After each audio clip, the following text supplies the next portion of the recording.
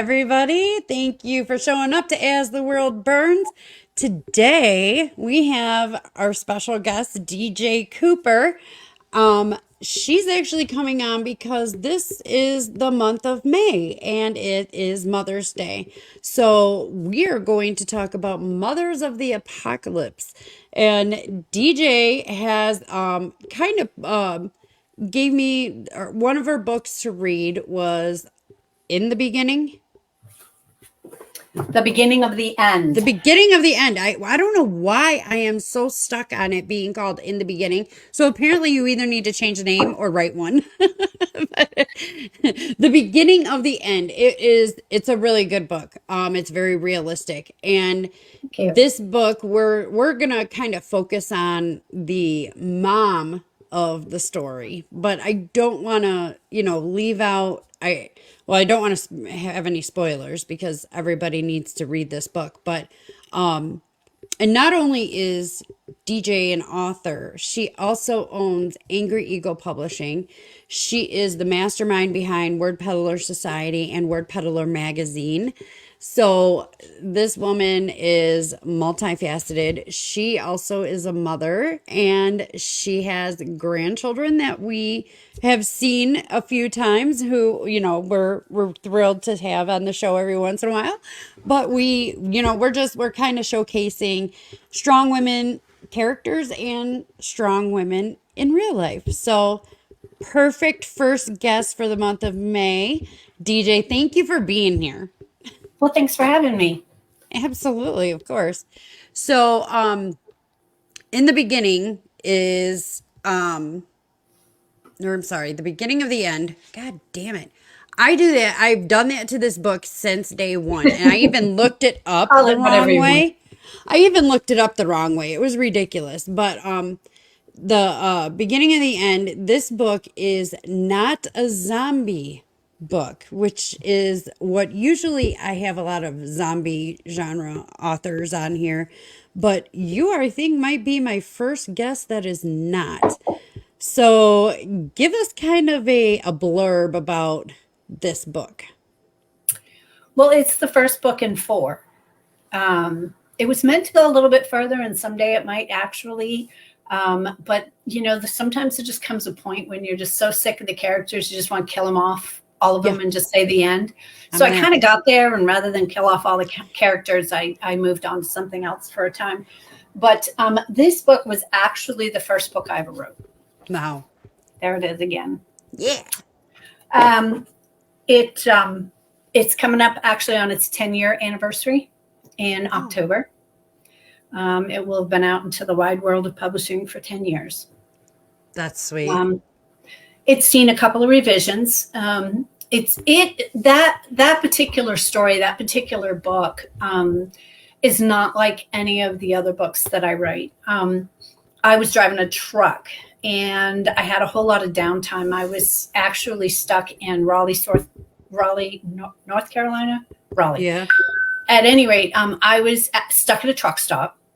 And I had no loads going out because I drove expedited and I was solo and it had to be within 11 hours. So I sat there for 3-4 days before I finally just said, bite me and deadheaded home. But I had to have something to do. Mm-hmm. So I always wrote little stories and all kind of stuff. Well, it was coming up on September 11th and I noted that nothing happened.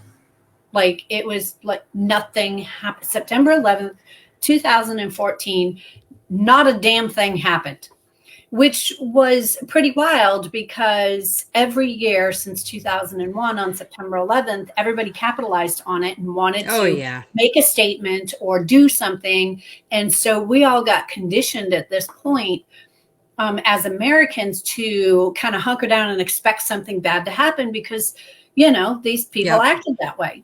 Yeah. And but nothing happened. And so me, tinfoil hat goes on the head and I'm like, something's wrong. Something's really wrong here because nothing happened. Yeah. Who the hell says that? Like, seriously, who the hell decides when nothing happens, something's wrong? Preppers. So So I started writing thinking, the powers that be are out plotting against us and something bad is going to happen. And because nothing happened, it's going to, be terrible. So I started thinking of all the worst case scenarios, what things could go wrong. Well, could they take down the power? Would they nuke us? So there's a lot of things in there, and there are a bunch of kind of twists they find out. So I don't want to say what it is. Yeah. But the one thing that when I was writing it, and you've said it, and other people have it as well, is that it's very realistic. It's really possible. Yes. And so when I was writing it, I thought to myself, and it's like, here we have this great big country and we have this big military, because it was back in 2014.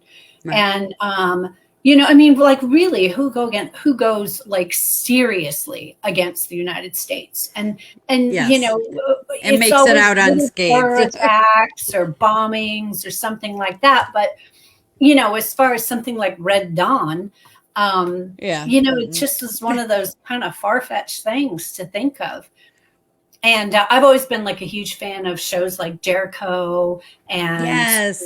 I just got done, watching Red Dawn. Everybody see on my Facebook, I just wrote Wolverines and that was it. And you could see who'd seen the movie and who hadn't, because other people are just like, oh, my school thing was this. I'm like, no, you're out. You didn't get it. But the one thing that I thought of when I started writing the book and trying to figure out what would take us down is that I realized that no one thing would do it short of nuclear war. Right. No one thing would actually take us down. And, now there's a lot of EMP books, and I even wrote some. That's this one, Cincinnati Fall. Oh, okay. That's an EMP book. But I just kept thinking, like, what would really take this country down? And the thing that I kept coming up with was that it was an inside job. Mm-hmm. And that everything that happened, and it's so funny because I've had people contact me recently and ask me if I was some kind of clairvoyant or something, because people in my book, people were coming over the border in droves, and they were terrorists coming over the border in droves. And it wasn't me. It's happening. Right. And, some of the things is that they had suspicions of our own government. Yep. And there's a lot of things. People just like, I just read this book and I can't believe that this was written 10 years ago. And because there's a lot of things that are similar. But the one thing is that I'm the owner of Prepper Podcast. And so I'm pretty sure that I was a prepper since birth. And my mother, I grew up with stories of my grandmother telling me all about the Great Depression. Yeah. And things like that. And so, we've always had a garden. We've always I learned how to can when I was like 9. And, I can knit, crochet, I can sew. I do construction. I can garden and raise animals. And I had like 60 some odd chickens and stuff like that. So, all of that stuff pretty much came natural. And so when I sat down to write the book, I thought about all the things that a person would need in order to truly survive. You can put away a bunch of food, but that food's going to run out. Right. You can put away a bunch of food and a bunch of gear, but what happens if it's a flood? You know what I mean? You're not hauling it all out your house. And so I tried to focus on the one thing with Prepper Podcast, and our tagline is knowledge is power. And so with this book, this was something that I tried to convey is it's like, because, I did shows and stuff like that talked about preparedness and things like that. The one thing that always comes to mind, as a matter of fact, I'm speaking in Minnesota at the end of July, and then in Wisconsin at the beginning of August. And I don't necessarily talk about how do you build a fire, because frankly, I have a Bic lighter and I have 500 of the damn things running around this house. I'm never going to be without flame. Right. Because I'm smart. You know what I mean? And there's one in my car. There's one in my bug out bag. There's one in my kitchen drawer. There's one in the bedroom. There's, they're everywhere. And I don't smoke. I have no reason to own them other than the fact that I don't want to have to rub 2 sticks together to build a fire. Oh, it takes so because long. knowledge is power. Yeah. And so in this book, when you get to the end of the book, now I don't know if you can see it or not, it's probably going to be backwards, but you can see there's like a little section where Oh, cool. all of the all of the things that I tell people about in this book, and that was part of what I put into it on purpose. They're these little Easter eggs of information. I tell people how to build a solar oven. I tell people how to take, black paint and some, that foam board insulation, Yes. piece of Yes. plexiglass, and make a heater for your house. It doesn't Hmm. require any electricity because it uses convection Yeah. to make the heat rise, and it pulls it in from the bottom where it's cold and then releases it on top where it's hot because everybody knows heat rises. So I did a lot of things in this book that I personally think that the entire series is almost like a resource with a story that goes along with it. So when I speak, I talk about information overload. I call it the pepper overload. Yeah. And I give them a story, a scenario. This is what happened. So now what are these people going to do? And so it was minor in my story that I tell during my talk. So it leads them to understand that they need to have some kind of preparedness. And frankly, even the government now tells you, with ready.gov, you need to have food on hand. You need to be prepared for things. And it's like, what do they know What's their now? new scale? Because it used to only be 3 days, and last I heard it was 2 weeks. Yeah, now it's up to 2 weeks. It went to 7, and now it's up to 2 weeks. And some of them even say 3 months. Wow. I guess, Those are local. and I really appreciate the whole, because I'm just learning. I never learned how to can. I just went and got this, canning and preserving Bible. I got that, because I want to start. Yep. And although for the last few years I have been real big on herbal supplements, Yep. and I Yeah, and you're going to just come speak at the Thrive yes, I am, and I'm super Self-Reliance Expo excited. in Colorado come October. Yes, if any of you guys are authors watching this, and you want I to do have come out to a author convention, spaces open. Yep. yes, And it's, please, please. yeah, well, the thing about it is that since I did that before, I had a line on our number one demographic. People don't understand. They write a book and they just throw it out there into the wide world of Amazon. Yeah.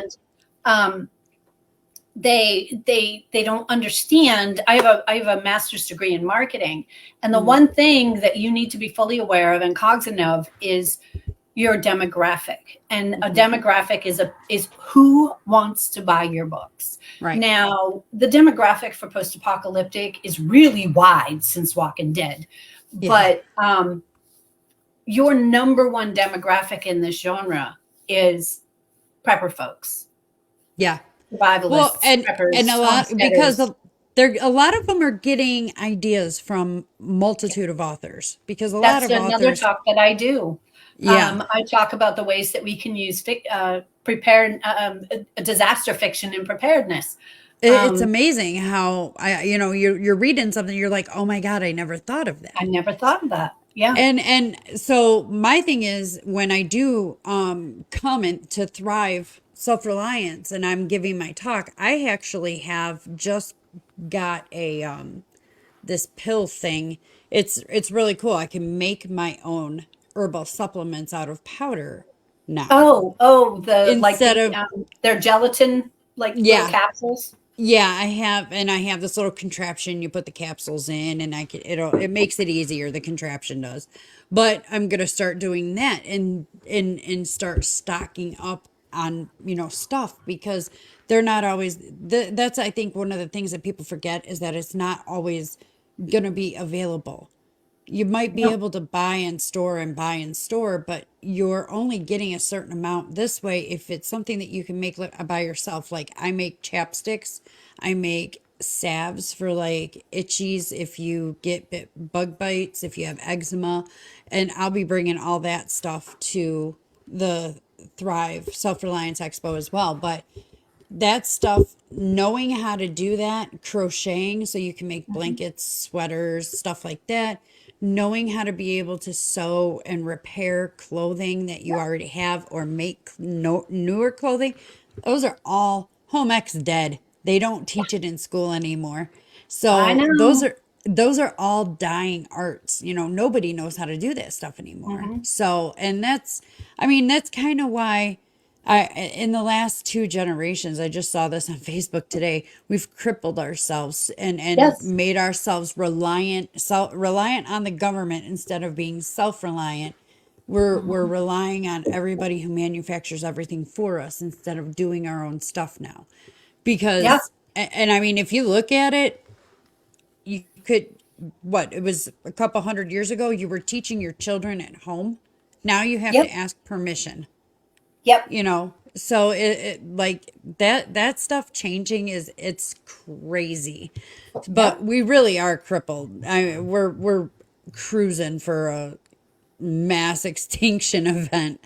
But Oh, yeah, I can't. I it's crazy. I'm excited for your expo because I'm really, I cannot wait to see what all the stuff that we have, that and all the things I'm gonna learn. I'm so excited. it was a lot of. We didn't do one last year.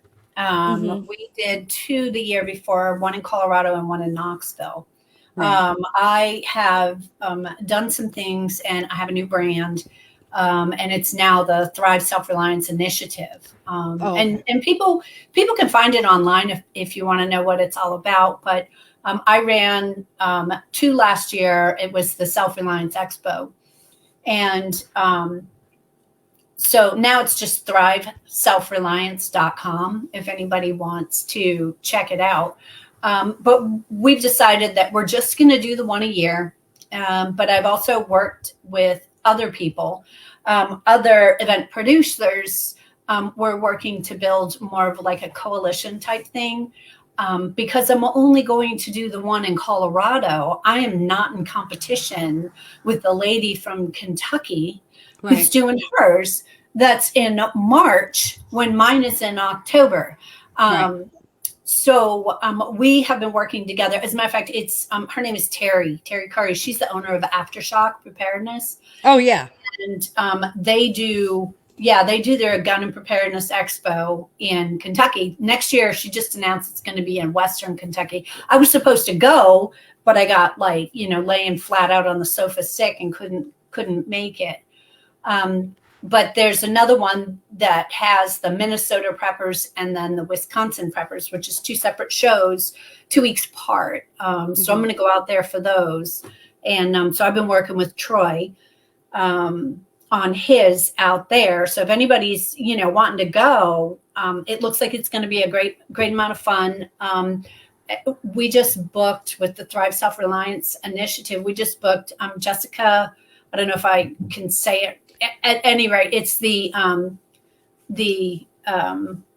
Army midwife Oh yeah. that I just put it on the website, as a matter of fact. So Yeah. she's also going to be out in Minnesota and Wisconsin. So I'm really looking forward to getting the opportunity to meet her ahead of time. But a lot of, so people don't have to be like upset and think, oh, well, gee, I missed that one because I'm all the way out here out west. Because some of the same people will make it. We still try to cover the same classes. We'll have, homeschool. You're going to offer an herbalism Yeah.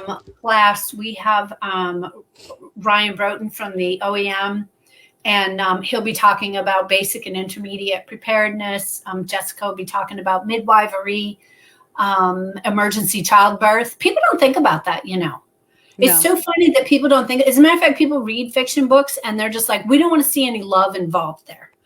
And I'm thinking to myself, did anybody know That's me. why we got a baby boom? Yeah. Part of it is we went We. to war and people were Hmm. like freaking out and lonely. People get lonely and their men come back from war, Yep. and all they want to do is the thing. And suddenly there's 100,000 babies. And Yeah. people think that just because the world has come to an end, that nobody's going to want to do the thing. They're going Oh to want to do the no. thing because people need comfort. People need Yeah. security. People need to feel as though there's some kind of normalcy in life. The Yep. one thing that everybody's going to be doing is the thing. And that's, Okay. I mean, So, that's something that I don't like that either. It's weird. Not in my end of the well, the world thing is books. that people don't understand that that's going to be babies are going to happen. Yeah. Just saying, because I mean, now we have birth control, we have, condoms, we have, the shot. That stuff wears off. Condoms run out, birth control stops. Now what are you going to do? You're Yeah. back to the There's 1800s. The shit hits the fan. What are you going to do? You're going to have babies. And if you don't know how to deliver a baby, somebody could be in trouble. I Yep. mean, women have been doing it forever, but sometimes there's complications, and so this is a really good thing for people to see and understand. And the one thing that she told me, she's like, please say in there that we want men in these classes, because frankly, you're a man and you're a woman and you're together, and it's just you guys against the whole world, and your woman gets. But think about the road. You know what I mean? That book Hmm. there, as depressing as it is, she was pregnant and he had to give birth to this, he had to play catcher. Yeah. And if you don't know what you're doing, it's very scary. It's very unsettling. And I mean, so I just thought this was a wonderful Well, class. it's necessary because I'm not going to do it myself. I'm not giving birth when I'm giving birth. You know what I Mhm, mean? I'm not catching. My mhm. husband is going to have to be down there. I mean, I Yep. can't have He's kids going to have anymore, to but play catcher, and there's yeah, just no way around exactly. it. You got to know. And Yep. that's something, a lot of guys get queasy about that stuff, but it's like, Yep. hey, real life, pal. Yeah. Don't be sticking it anywhere if you don't want to do this. Leave it to us to, take Yeah. an apocalyptic book show and talk about I sex. know, turn it into Uh, something ridiculous. yeah. Yeah. But So, I mean, we're going to have a wide variety anyway of classes, homeschool, um, yeah. everything that surrounds, because it has, I call it the foundations Hmm. of self-reliance. And it goes on the acronym because Prepper Podcast has the acronym POSH. And Hmm. people always thought that was kind of funny, but I thought it was, a little ironic. But it is. The acronym is POSH, and it stands for Preparedness, Outdoor Skills, Sustainability, and Homesteading. And so I say that is the four The corners of the pillars. foundation, Yeah. of self-reliance. And so, I mean, hopefully it's going to be a good time. And yeah, but that's like when I wrote this book, that was my goal. I And you really just did beautifully. wanted people to see it from a preparedness standpoint Uh-huh. and understand that even though it is fiction, all of these things are very doable. And I know this because I've done them. Well, and And my thing was when I was reading it, or when I'm still reading it, but reading it, I'm looking at these characters like I wouldn't say that. I'm not doing that. Sometimes you read a book and you're like, that sounds like I wouldn't be saying. No, they run into actual problems like, yeah, oh and they crap, I have to find forgot ways to about solve this. them. Right. Yes, And and see, it's like, they're not big military. They're not the prepper, no, the they're super not. preppers. They're like you and me, where you have an ear to the ground, and you know that there is a possibility of bad things that could happen. But some of the people in this book, they have no flipping clue on the planet. If you were to No, read book 2, you would run into a whole nother set of characters I that don't take a know. journey from New England down to Kentucky, Mm-hmm. which is where this first one is set,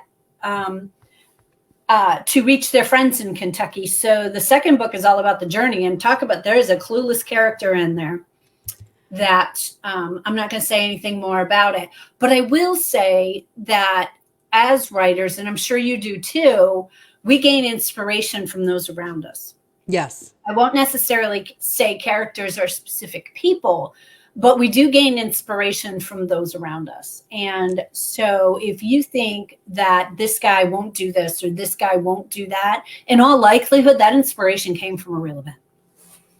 Yeah. And they will. They would. So I really, your main character is Des. Yeah. It's one of the bigwigs. She's got one or two kids, and she's they're grown. She's doing the best that she can, and she's remarried. I don't remember what happened to her first husband. Was he a jerk?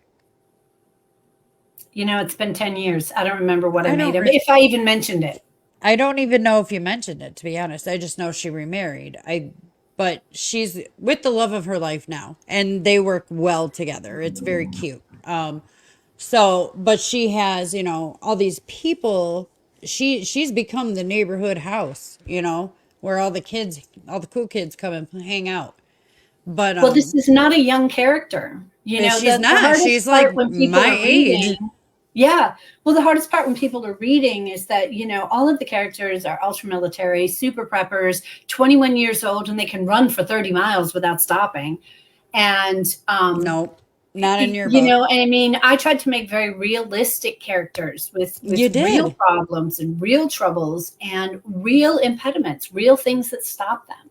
There's a Um, part where she has an angry outburst at another group member at the very beginning, and I'm like, I feel that. I feel that anger, and I'm sitting there and I'm like, "Oh my God. This bitch is me." She's just like, "Who the hell are you?" And I'm like, "Yes, finally somebody said something to this guy." But she's very well written, very likable, very believable. All of your characters are believable because you do have a wide array of Thank you. characters. Yeah, no, it's great. I definitely want to know, this you said was your first book. So how long did this take you, and how much research did you have to do? Or is this, like you said, this was a stuff that is tried and true and works. But is this just because you knew about it? That's exact, Pretty and it much. didn't take you I long? mean, I do much more plotting and planning and, scheming with my books now than I did then. That first book literally came off the top of my head. I wrote it in 1 month's time. Wow. And, yep. And I made a huge, this book is a catalyst for many things for me. I made a huge, if anybody could ever make a mistake in the publishing industry when they self-publish a book, I did it. It had a terrible cover. I am not an editor for my own book. In spite of what people may think, I mean, I see it out there on the internet all over the place. You can edit your own book. Oh, fuck no, you cannot. Okay? I read this book, I don't know how many times, and I still can't see the two these that are standing next to each other. You get blind, and yeah, You do get anybody blind. says You miss. you know what you're trying to say. So anybody that says that you can edit your own book is Well, that's the thing. bullshit. It's like you miss these little plot holes and stuff because Yeah. you know what your character's thinking. But if Hmm. somebody else is reading it, they're not privy to their inner thoughts because it's third Yes. person, right? So we don't get to see Yeah. the inner thoughts unless they speak them. So, the thing, I just put it out there. I was like, wow, I just wrote this whole book. I'm going to put it out there. The cover was terrible. The editing was terrible. The formatting was terrible. I got the worst review I've ever had in my entire life.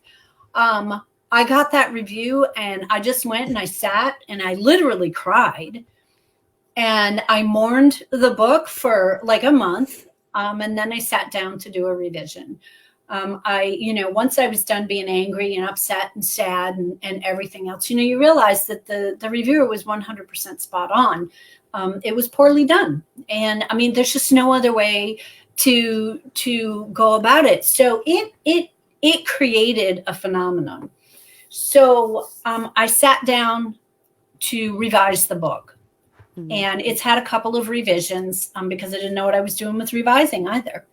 So in 2016, I started Angry Eagle Publishing because after many iterations on this book, I realized that there were more people than just me out in the world that had no effing clue what the hell they were doing, but they had a book inside them.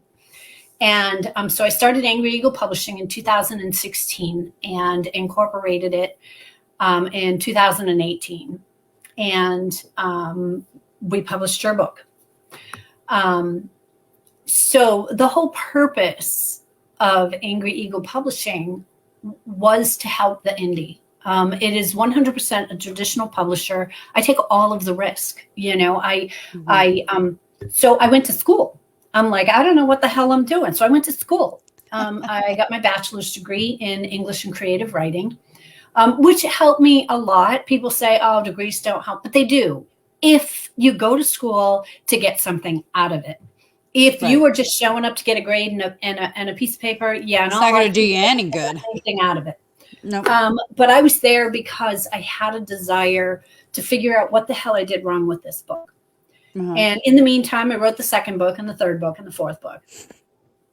But after that, I realized how bad my covers were and how poor I was, and how much I couldn't afford $300, $500, $700 for a flipping cover.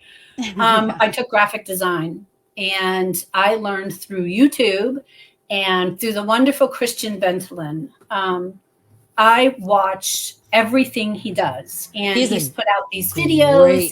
And he did our Fractured World cover, which is an anthology for the Gary Sinise Foundation. Oh, no, so he did our cover for that, and we had many conversations. And he is so pleasant, so uplifting. He is, and very nice guy. He said he's like, your covers are getting better, and now I do covers for myself, but for other people and for our company. But knowing that I was lacking, I, just went in search of, and then I realized I don't know what the hell I'm doing trying to get it out there in the wide world. And so I got, I wanted to continue going to school, and I got a master's degree in marketing, which I have mixed feelings about. It has a lot to do with like advertising and stuff like that, which is good because I learned a lot about metrics and how crucial they are to understand. But I also began in 2018, January 2018, I started the group Written Apocalypse. Okay. Which was a post-apocalyptic group on Facebook. And its whole purpose was to gather together authors who wrote the same and gather into one space and help promote one another's books. And that blossomed because Javin Bonds, we lost him last November. He had Friedreich's ataxia, and I always knew it was finite, but we all hope to hang on to him a lot longer. But he came to me about a month after, because he was one of the founding authors. He came to me about a month afterwards, and he said, I really want to be with my own kind. And I said, what? He said, well, I'm a zombie author, and you guys are all post-apocalyptic. He says, it's different, and I want to be with my own kind. And so I said, okay. And so I started the Written Undead, which it actually eclipsed us. And it's, it's just cruising along. It's a really fun group to be in. Yeah. And Javin was a tyrant with all the authors. And I'm pleased to say they didn't fall off the wagon the minute he passed away. They all have carried that torch to keep exactly what Javin had in mind. And so they've done a damn good job. They've done a damn good job. Then we had other authors, Jeff Thompson, he wrote horror. And him and Javin didn't get along. He was in the Undead group. And so him and Javin didn't get along. And he's like, I don't know, but they were fighting. Yeah. I said, let's do a horror group. So I did the written horror group for Jeff Thompson. Yeah. We lost him in June of last year. And it was pretty devastating losing both of them. It's amazing how close and knit these groups are. But now we have fantasy and dystopia and romance and sci-fi. And we have a couple of link drop groups where you can come and leave your post-apocalyptic and prepper reads. You can just come and leave a link to your book or whatever. That's the whole purpose that it's there. And then, along with others. So we created this gigantic network of genre groups because the more people came in, they're just like, well, I really would like this one. And I really like, and so I'm like, what the heck? Hey, let's make another one. So we made another one. Yeah. Which in turn turned everything into the word Peddler Society. I created a website for it because at first I was doing like all these different websites. And I'm gonna tell you what a pain in the butt it is to monitor all these websites. Very much. Very much. So we created the Word Peddler Society. And so this is the one place where everything is gathered. And we now do a magazine. This is our summer edition of the Word Peddler. The first edition for this second volume, it's volume 2, issue 1, is coming out at the end of this month. It's almost done. I took a sabbatical from because our last one came out in January. It was the 2020, the final 2023 edition. Yeah. And so in February, I just had to take a step back because I'm reimagining it and reformatting, changing the way that it's done. Right. And then in March, I was like dead for a month. And yeah, so you got really sick. I was, I got something terrible right before the event in Kentucky, which made it so that I couldn't go. And, it just took me like a month to even feel right again. It's only been like in the past week or so that I felt any kind of normal. I don't know what the heck it was that knocked me on my butt. And so the Word Peddler Society is really all encompassing. It has for the readers, the magazine is for the readers, and it's a place where authors can be seen. And as people can buy advertising in this magazine, but I showcase books for free. So if people want to have their book put in, all they gotta do is drop it. You go to Word Peddler Magazine. No, wordpeddlersociety.com/content. And people can drop a story if they want to write a short story. They can drop an interview if they want to be interviewed. They can leave a book link. They can buy advertising. I can do full pages or, anything. They can even buy the back cover. So in this, it has a set of groups on the outside of Facebook because we all know, putting all your eggs into Facebook is not a good idea, even though that's the biggest place. The groups are in the Word Peddler Society, and I really wish more people would go to the website so that we weren't exclusively reliant on Facebook for these groups. But they're there, and, forums and stuff like that are there. But it encompasses the podcast and the magazine, and it has like all of the groups in social media for the social gathering. So it's a place for both authors and readers to come and congregate, and readers can talk to readers or readers can talk to authors, and, people can share their books or do, anything that they want to do. Because as it started, when I started Angry Eagle Publishing, when it started, it was all about helping people not make the same mistakes I did. And even now, I still, find areas and things where I may have made mistakes, even now. None of us knows everything. So now I'm in my final degree, which is an MFA, a Master of Fine Arts for creative writing. With a concentration in teaching, so that I can be a professor, a college professor. That's the goal. So that's everything. Like I personally absolutely adore Angry Eagle Publishing and you because, my first series is with you. I will not be going anywhere else. But when I had sent you the first chapter, you were like, okay, I looked it over and here's a few adjustments, but I really love your voice in this. And I was like, oh, I can tell a story. Because that was something, it was you do have a unique voice. It was on my bucket list. I've wanted to do this since I was a teenager. And Dean Koontz was the first book that I picked up where I was like, oh my God, yes, I want to do this. So I've wanted to do this since I was like 14. And life got in the way and I had like, well, forget it. I'm never going to get traditionally published, none of that stuff. And then when I hooked up with you guys, I was like, oh my God, this is the shit. I was so thrilled. And actually, we've gotten pretty big with the podcast. We were like scheduling out. We had the one podcast, the Book Asylum podcast on Saturdays, but we started scheduling out to like October, August. in Yeah, January, yeah, and it was like we were like, no, we need to come up with something. We split off into genre podcasts, yep. which that's been a blast. I absolutely love having the post-apocalyptic and, dystopian podcast because it's my thing. I really enjoy it. But Well, I also think that it offers those listeners the opportunity to listen to what they want to listen to, right. and they can follow just that list. Yeah.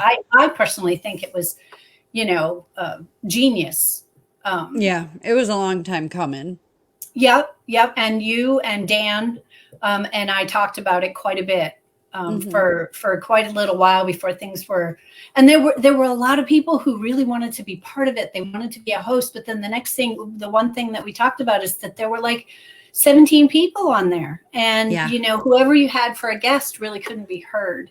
Right. And so all of our varied guests, who are all wonderful, incidentally, Yes. which is why we didn't want to part with them and let them all be on the same one, because they were so, they were each so engaging, and they all had these personalities that really spoke to the audience.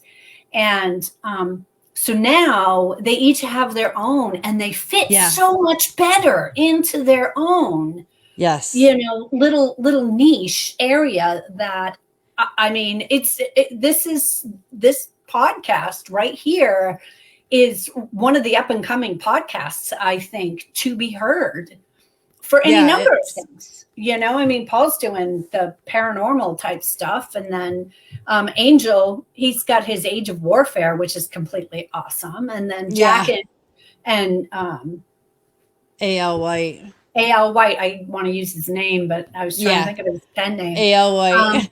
Yeah, I mean, and then Dan's doing the real night. I mean, it's really, really blooming. That's a better word for it. It's blooming, into something that really can reach out to the wider audience. And Yeah. Which is exactly what we wanted. We yeah, wanted to have a little bit of everything for everybody. yep. If you don't like this, come check this out. That's kind of where we're headed. And I'm really excited to see, oh my God, what are we going to do next year? I have no doubt that it's going to do great. Rule That the is, world. I think almost entirely due to the efforts of you and Dan. Yeah. The two of you have just put in the time. You've been beating the pavement, and just noses to the grindstone to make this so much more engaging and so much more on point, You're gonna and make me so much blush. more well done. Thank you. That yeah, it's incredible. Me, I get to sit back and write books. And say yes or no to her. Hey, we were thinking about this. Yeah, and Now, we you just guys need a just use yay or me as the nay from Wicked DJ. Witch. Yeah, y'all just use me as the Wicked Witch. When somebody needs a smackdown, they call me, and I hop in like the evil overseer. Well, that's only no. because I'm not going to just jump in there and be like, "Hey, no." I'll let mom do it. Here we are, Mother's Day month. Yeah. A mother more than just kids. Yeah.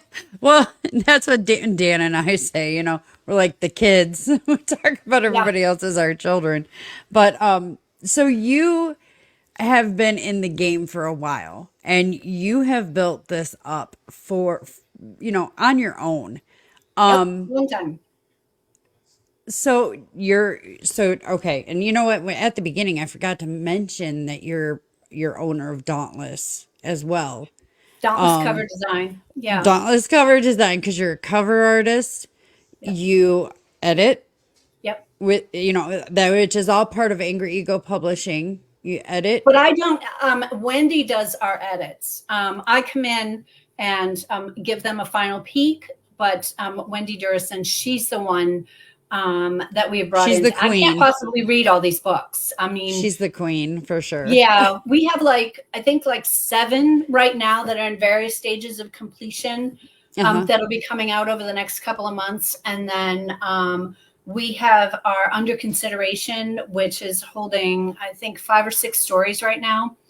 Wow. From 5 or 6 authors. So I couldn't do that all on my own. So, Oh, yeah, no, that was going to be my question. How were you able to, because Wendy just came on recently though, right?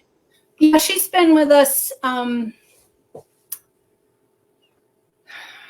don't know exactly. She might be going on a year though. She's been for a while. But she wasn't on when you started, is No. what I'm getting at. So, Yeah. like, did you have a ton of, I mean, because you have quite a few authors. Even before I jumped on, you had quite a few authors. Yeah. How I read strenuous them. was that? I had to read them all. Um, and I did have another editor, Uh-huh. but things didn't go well. Right.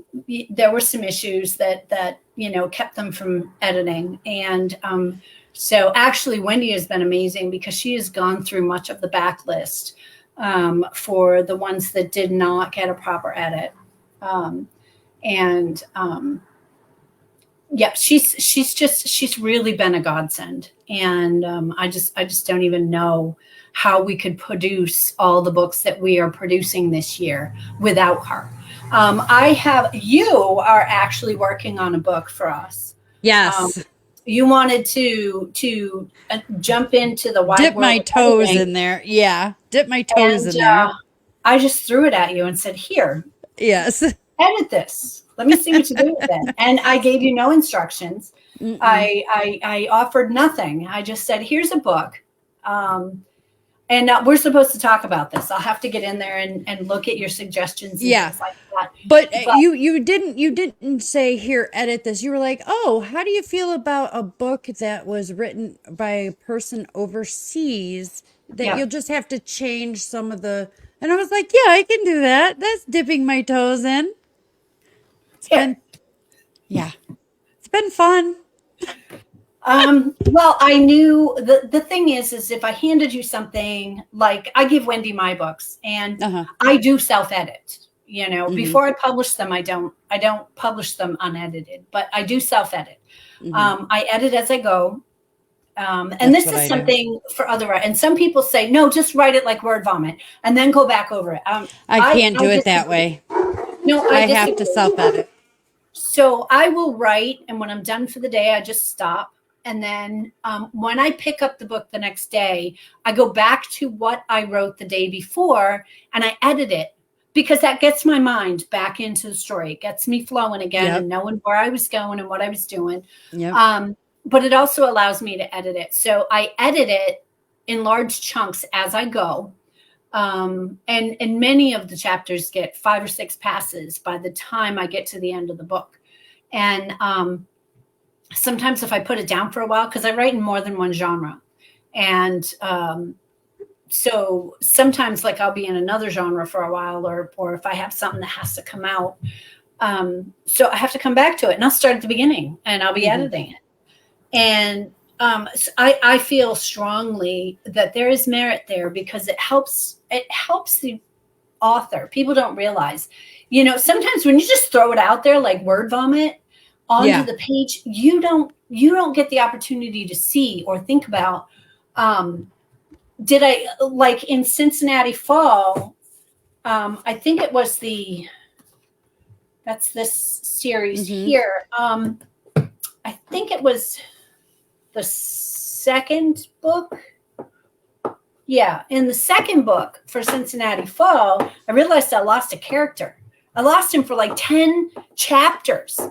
I You're just forgot all gone. about this dude, and he's important. And I completely spaced him out. I had to go back for 10 chapters and put him back in. So by the time I got back to where I was, I just killed him off because I didn't want to have to worry about him anymore. Right.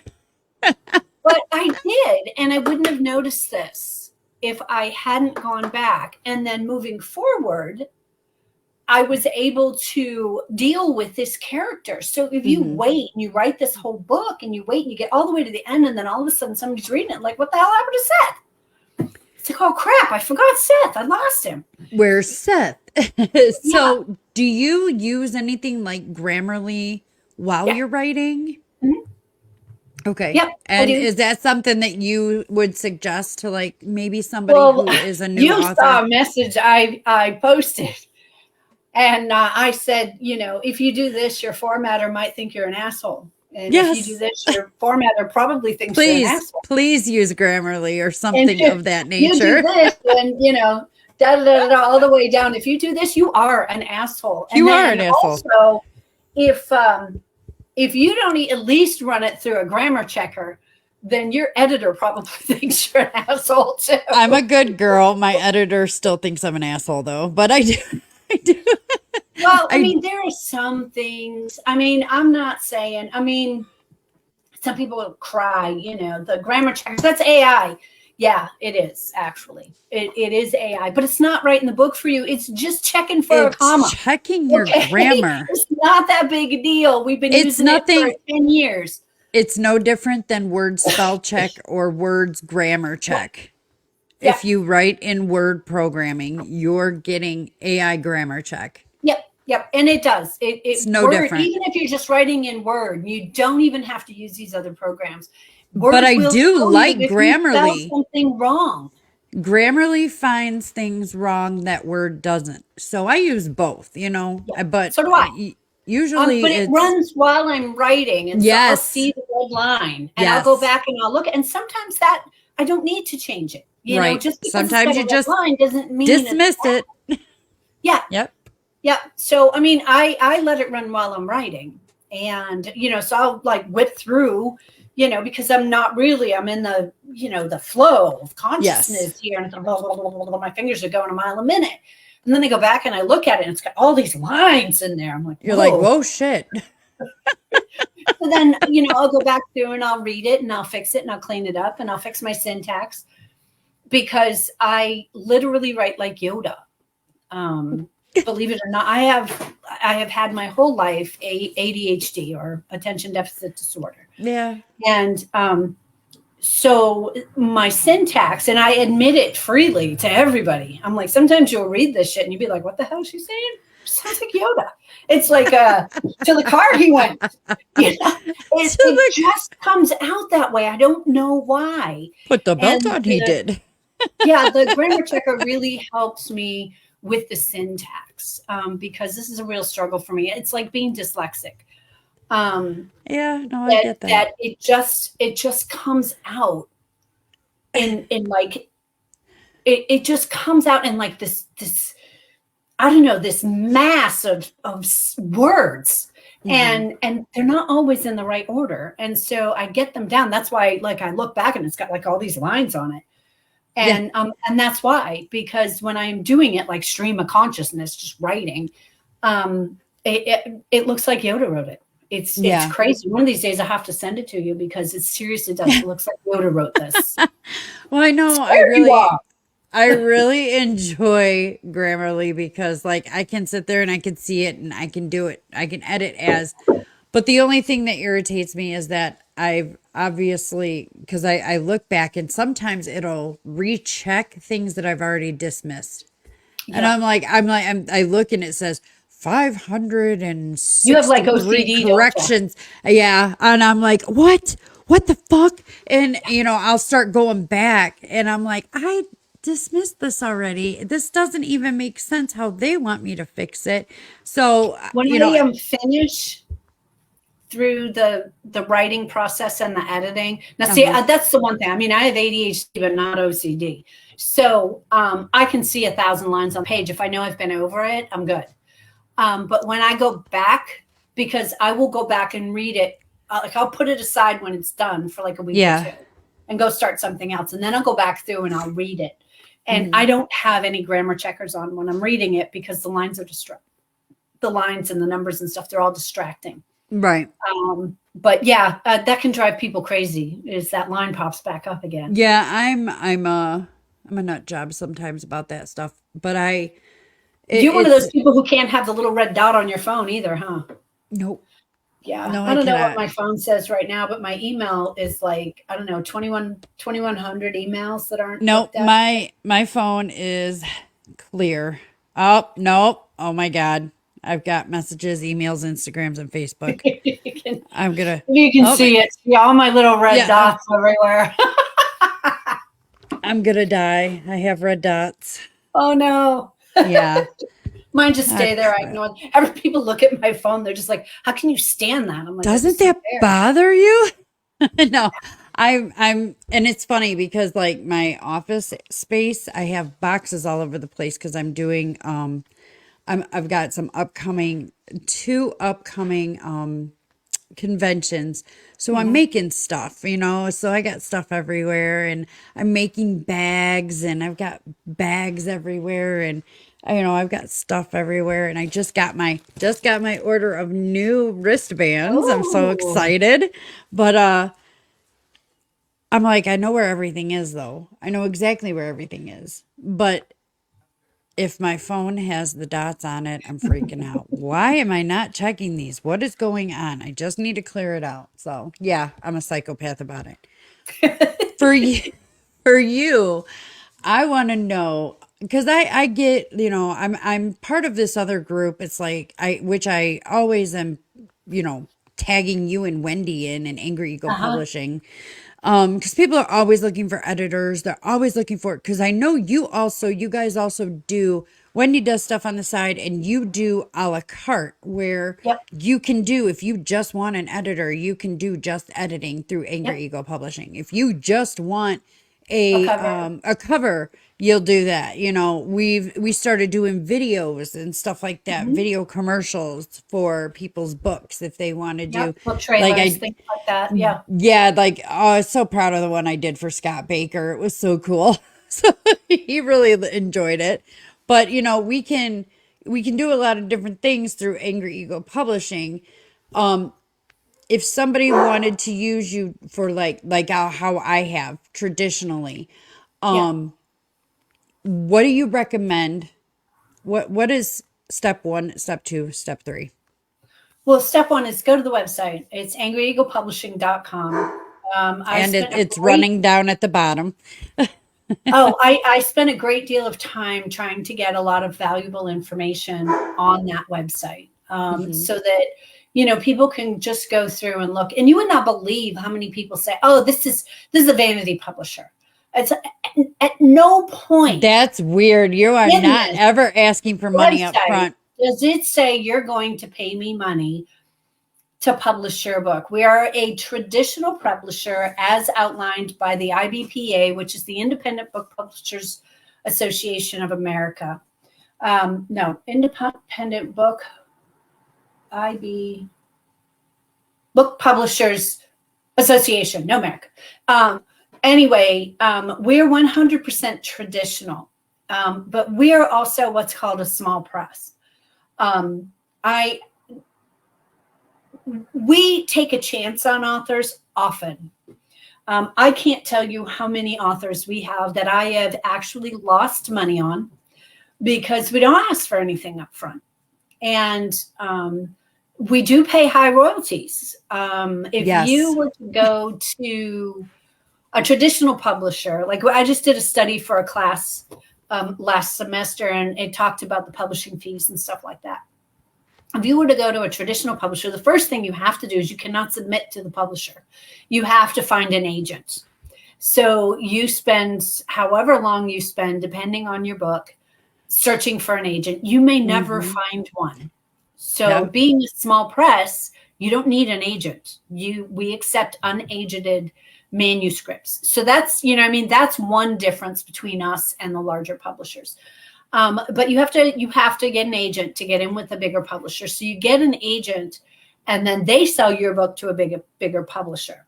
So once the publisher comes back with an offer, what people don't understand with they're just like, well, we think we should get like a marketing team, and we think we should get a PR team, and we should get all this stuff. Well, That's a dude, lot of money. that's a lot of money. That's a whole lot of money. But Good people God. also don't understand that we we pay higher royalties. People get 60%, and for the most part, some of them are maybe a little less, some are a little more, um, depending on a great number of factors. Like if Wendy has to go through your book 8 times, you're not going to Oh, get as yeah. high of a because we do. I just sent an email because I don't like to send rejection letters. I will. I mean, I will. If you have to. There are just some that really should paint. Okay. I don't want to be rude, but some people really should just paint. And there's nothing wrong with that, you know? Go be creative, a different outlet. Yeah. Yeah. All of us, I Hey, think, have it's some not for creativity, everybody. but not all of us can write. And you're not wrong. And you there's some people who just, yeah, okay, I believe your story is a good story. You might want to find a ghostwriter. Yeah. You need some help with that. Mm-hmm. But so, you know, the thing is you can get the bigger publisher, you know, it's going to take a lot of work on your part, and it's going to take a lot of work, and it's going to take a lot of tears, and it's going to take a lot of time. And a lot of people I find today do not have that kind of patience. So this is why the emergence and the growth of small press has really been significant in the industry. So with a large publisher, their deal is going to come back offering you 15%, and that's it. Somebody's going to pay for those you know, promotional teams and the marketing and the advertising. They're not going to pay for it and then pay you a bunch of money too. Right. So you get 15%, but out of that 15%, you got to pay your agent 10% of 15, which leaves you, I don't know what, like 8%, I think is all you end up with. And yeah, they'll give you like the average is a $2,000 advance. That when you earn $2,000 isn't much. You earn that. I made $2,000 on my books last month. So it won't take long before that book is no longer paying you. And if that book is not paying in, they're not paying out. So what I try to do is I try to understand that not everybody can self-publish. Mm-hmm. Anybody who comes to me, you know, a lot of them have already self-published and they're just failing at it, and they want to come, we take it down, we republish it, recover it, re-edit it, do it all, get it back out there and try to sell the books. But ultimately, podcasts like this and groups like the ones in the Word Peddler Society exist to help you sell your books. Yes. And even Stephen King promotes his books. You know, some people think I'm just going to drop a book with you and I'm going to walk away and I'm not going to do another thing. I'm not going to post it on my social media. I'm not going to talk another word about it. And you're just going to go sell that book for me. No, I'm not. That's not how it works. I expect you to prevent it.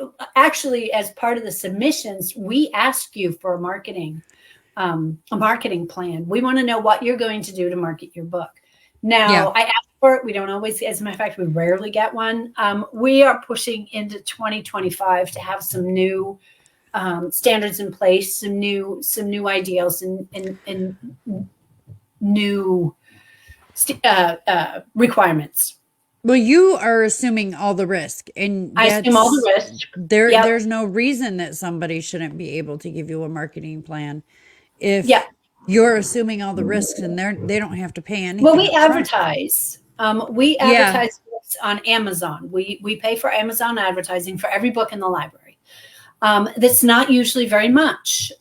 It goes on a percentage basis. So if that book brings in $100, 10 of that dollar, because I put 10% back into the Amazon ads. Okay. Mm-hmm. So if the book sells $100 in a month, out of not the author's 60%, but out of the company's 40%, I take 10% of that and it goes into the Amazon ads to try and help that book get higher. Well, if that book is making me $1, 10% of that dollar is not much. $1. I'm getting 30 cents out of this book this month. And that dime is still going to go to pay for the ads. Some of them cost me more in ads than they ever make.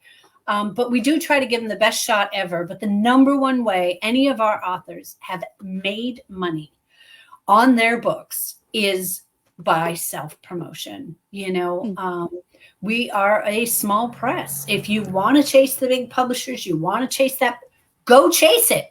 Yeah. Start with it. And I have had people say, this is not what I'm looking for. Good luck. Let me give you an example of a query letter because you're going to need this. And in that query letter, the very first thing that you have to remember that you have to put at the bottom of that query letter is, what is your marketing plan?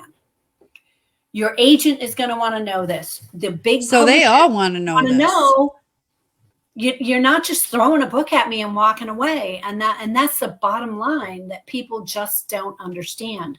But we do everything from the minute we say, yeah, we're going to take this book on, no matter what it needs. We give it the amount of editorial that it needs. Sometimes it has to go to Wendy, has to go to me.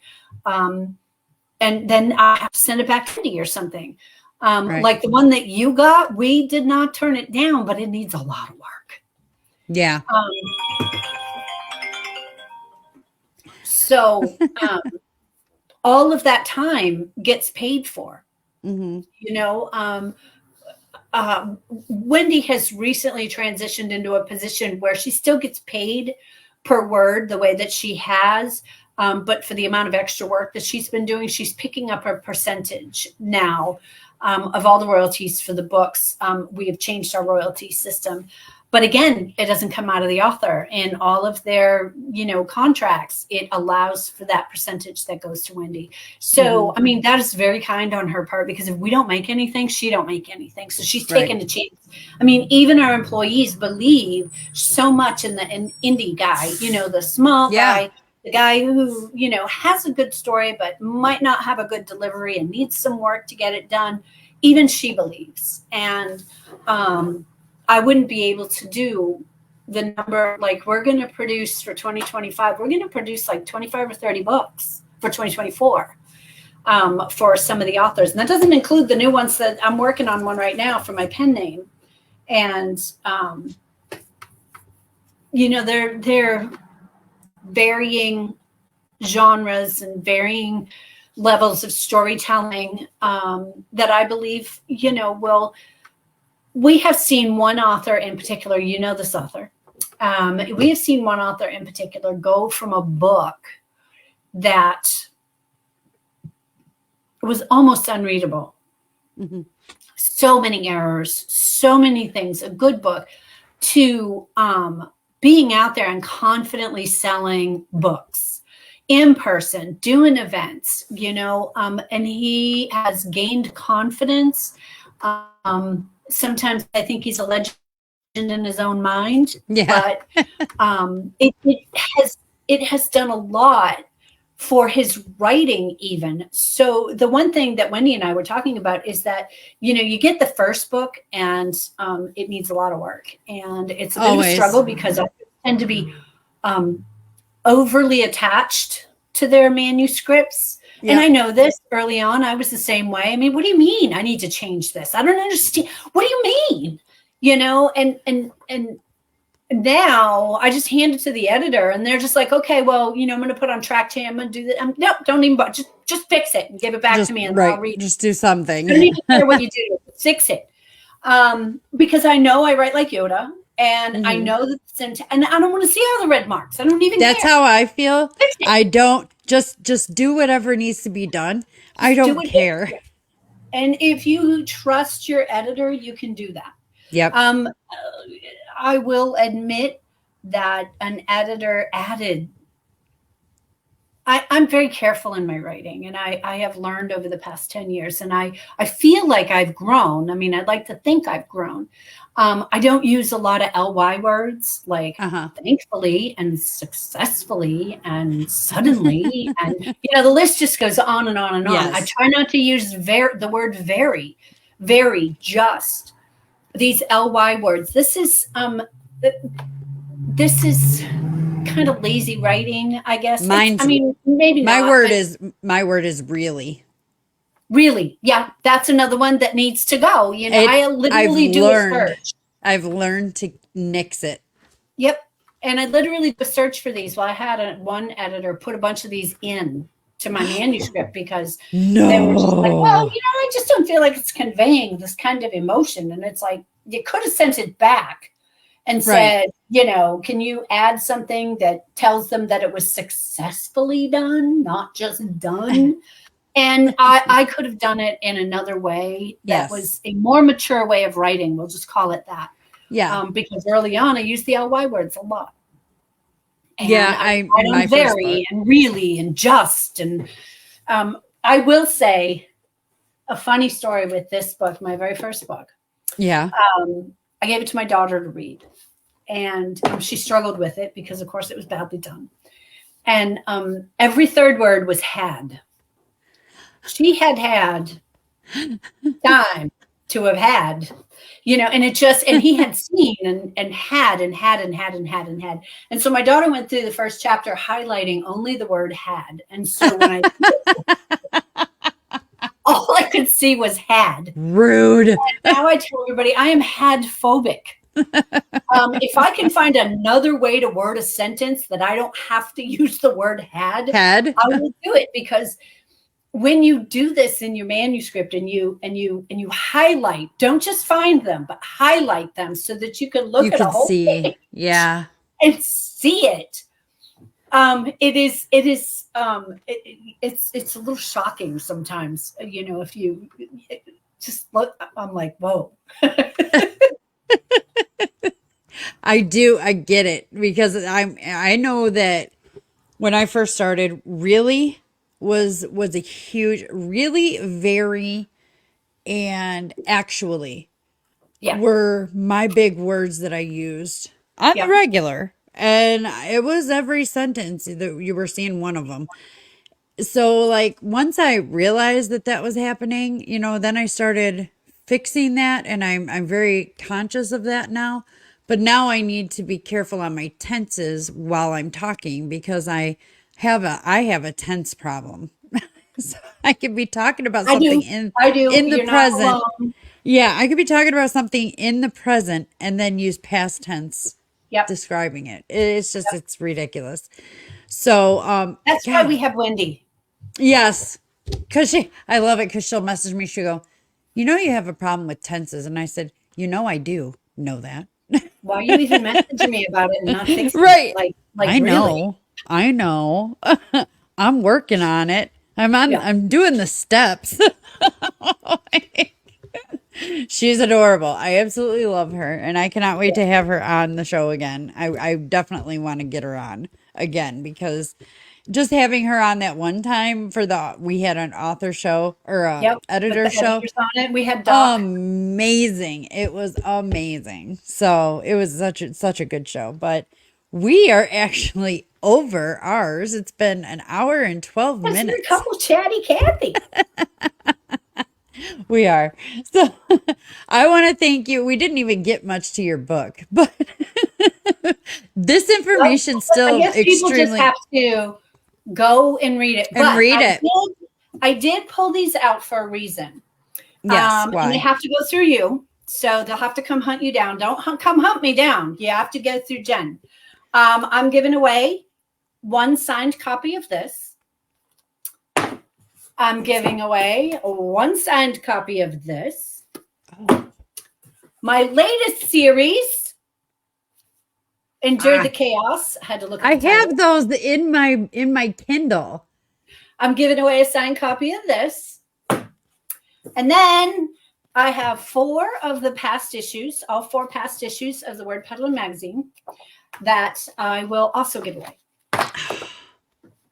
And so what do people have to do? I don't care. Whatever you say they have to do. They just have to go through you. Well, this will be interesting. Yep, you have to think it up. When you go ahead and load the show, you'll have to put it in there. Yeah, definitely. It doesn't take much. Basically, they just have to kind of listen to the show. And the thing is that they can win something and they don't know what unless they watch the show. There you go. Huh. Yeah. This is my latest series. No, this is my latest series. This one here was. I was going to say, you just did Cincinnati Fall 3. Cincinnati Fall. And this one here was done before. I'm actually working on, and here I'm just taking up so much more time because I'm just so needy. I'm actually working on another series that is a dual series. The one series is, it's part of a shared world, a different shared world from Cincinnati Fall. And it's an EMP as well. But I have to write a book for my thesis, my capstone for my master's degree, for my Master of Fine Arts. Yeah. And so I started this book, and it is a cross between Game of Thrones and Mad Max. Yeah, I remember you telling So, me about it. yep. And so I'm writing a prequel series of 3 books that's going to be the setup. And then the Mad Max books, or the other one, Yeah. is that's 83 years later. Huh. So, yep, that's what I'm busy plotting, some kind of world domination of some kind in that realm. But anyway, figure out how you're going to give them away, and Yeah. I'll sign them and send them out. Definitely, we can. We'll definitely. I'll have it up by the time the show's up, so it'll be in the comments. Keep a lookout. Yeah. But for today, this is As the World Burns. I'm JL Folk. This is DJ Cooper. You can find us both on Amazon. You can also, if you're interested in getting published, you can go to angryeaglepublishing.com. Check out the submissions page. Everything there will tell you exactly what she's looking for. If you don't want that, she's got an a la carte. So definitely check it out. Thank you for being here with us today, DJ, and thank Thanks for having everybody me. out there. Appreciate you. Have a great night or day or whatever, whenever you're watching this. Still daytime. Bye.